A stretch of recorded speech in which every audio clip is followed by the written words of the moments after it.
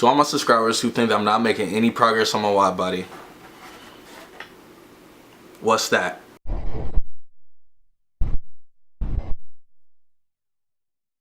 Yes, all the fenders are painted. They're all done. Oh! Ford, what is going on over there? What is happening at Ford? Does anybody know the answers? Can anybody give me some answers?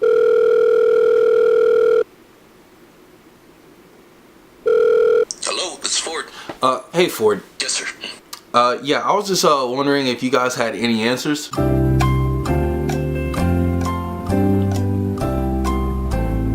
sir, we do not. Yeah, I thought so. For those of you that have been living on the rock, Ford just released the new Mustang 2020 Gt500, which looks absolutely ludicrous. The thing looks crazy. It looks insane. Now, before I start getting into this video, let me give some disclaimers. I am not a professional car analysis expert. I am not a car history expert. I am not David Patterson. I am not Bill from CJ Pony Parts. That given said, I am not really here to state facts. I'm here to voice my opinion about what I think about this new 2020 Ford Mustang Gt500. All this is subjective. All this is from perspective. So I mean, I'm just letting you know. So let's talk about it. Now, before I really get into this video, I would like to say that I actually am a fan of the new 2020 Mustang. The car has some very nice features that I'm excited about, and I believe that Ford really took their time to craft and build this machine they call the new 2020 Gt500. Starting things off, Ford decided to go with the whopping 5.2 liter aluminum alloyed engine, along with a 2.6 liter Eden supercharger, pushing around 12 psi, I think.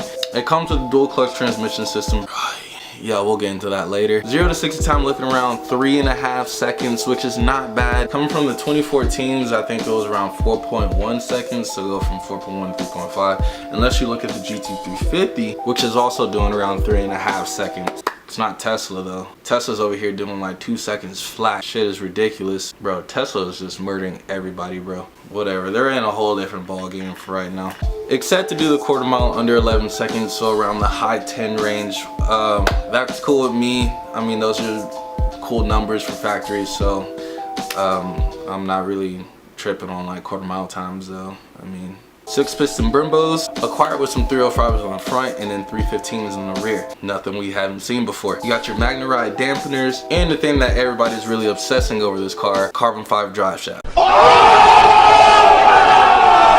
Now, for the appearances of the car, the very first thing that came to mind when I saw it was, holy shit, that's an Evo. Just the way that the grille is just so wide and just out there, it just screamed Evo to me. At first I thought there was no center bar to separate that line where the vent is at, but they threw in that little subtle, like that little subtle bar that blended in real nice.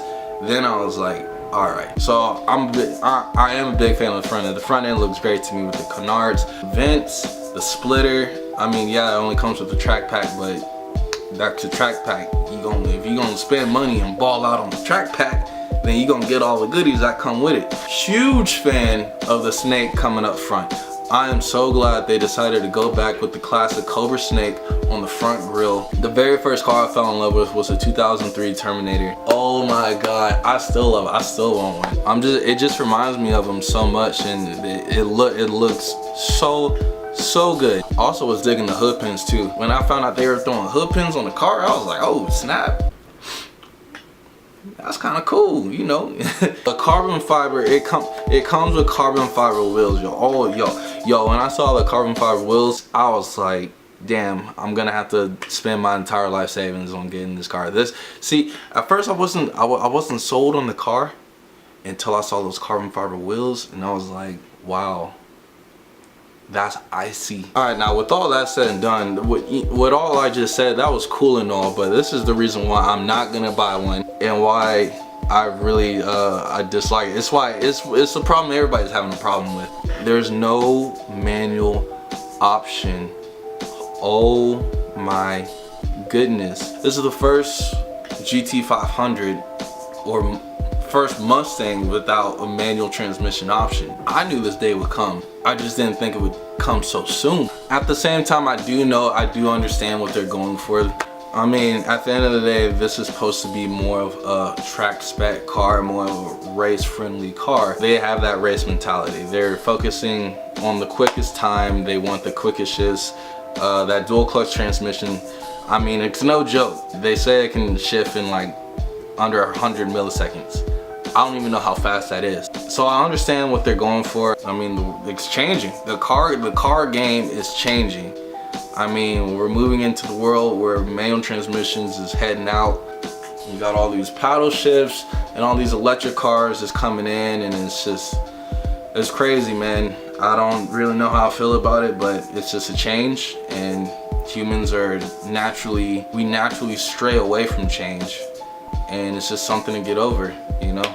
I'm sure we'll all get over it eventually. At the same time, you gotta, I think Ford forgot to realize that there's still people out there that deeply just like that connection that we get from shifting from gear to gear.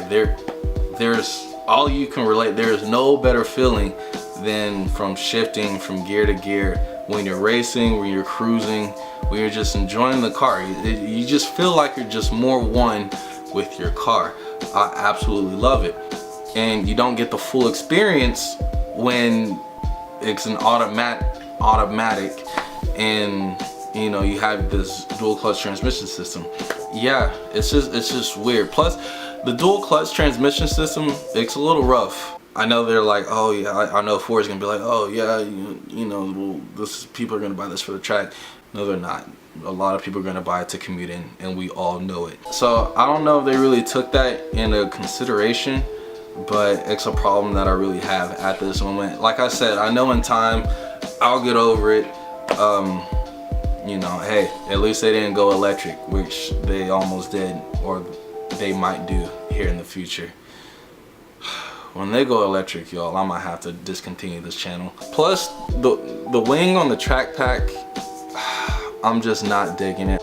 Or people might just not really care for it, but for me, I'm just not a fan of those style wings. I've never been a fan of those styles. I'll give it it looks good from the back. I do like the wing from the back. It's just from the side and all that, it's just not for me, man. I like the wing on the base model Gt500. That's cool. I'd rather have that personally, but you know, this isn't a normal car, so they had to get all fancy and whatnot. But that's cool, man. Hey, you like what you like, you dislike what you dislike. Another issue that I'm worried about, this mysterious horsepower. This is why I'm like, Ford, what are you doing? They're saying that this car is over 700 horsepower. Why don't we have a specific number? How do we not have a specific number? This is really important. The reason why this is so important is because based off rumors, this is off rumors, but apparently this car is supposed to be heavy as hell, which is really ironic because it has so much goddamn carbon fiber on it. How can this car weigh so heavy? That's why I kind of have a tough time believing this. Rumors say that this car is supposed to be around 4,200 pounds. Man, because if it's around 4,200 pounds and they're saying that it's over 700, it better have a damn high horsepower rating. This is supposed to be the fastest production Mustang ever, and it's only over 700. Yeah, I don't know. I really don't know. And it only has 650 torque. That's just as much as the 2014 Gt500. People are saying that 757 is the estimated guess and that is monstrous. I don't think that's that monstrous, to be honest. I mean, yeah, trust me, that's a lot of horsepower, more than you need for the street. It's getting ridiculous out here. But competitive wise, I don't think that it's gonna cut it if it's based off that curve weight. Now see, it'd be different if this was all-wheel drive like I thought it was gonna be. Y'all remember when those rumors came out, when they were like, oh yeah, this is gonna be all-wheel drive and blah blah blah. Apparently the next one, the 2021, might be all-wheel drive, but at the same time it might be electric too. So all-wheel drive, see, that would have been a game changer. That would have really like set it off like from the rest of the competition. If they went with the all-wheel drive, I would have been like, holy shit, Ford, you're making some big moves. And I know a lot of people are against all-wheel drive V8s and oh yeah, Ford's always been a rear-wheel drive and all this yada yada yada. Shut the fuck up. I'm about to contradict the hell out of myself, but we need to get over this change. I know that we've been rear wheel for all this time and am I a celebrity? Anyways, yeah, if they went with that, then that would have been a real game. I would have been a little bit more excited for this GT500, but right now I'm just feeling kind of about it. I'm excited, but I'm not excited at the same time. So what do y'all think? What do y'all think about this new GT500 that everybody's talking about? I'm curious to hear y'all's thoughts. Let me know what's up going on in the comments, because for me,